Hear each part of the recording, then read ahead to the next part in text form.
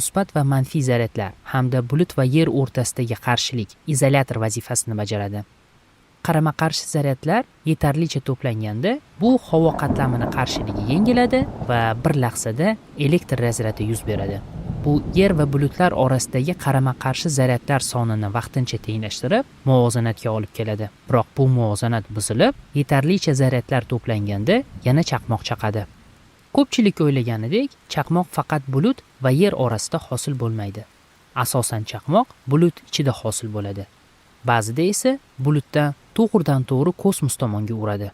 Natijada tabiatda chaqmoqning bir necha turlari mavjud bo'lishi mumkin, lekin ularning barchasi elektr zaryadlarini harakati bilan bog'liq. Dovul vaqtida chaqmoq avvalambor bulut ichida boshlanadi. Keyinchalik u yerga bo'lgan yo'nalishni tanlasa, havoda ingichka yer tomon ketuvchi elektr kanali hosil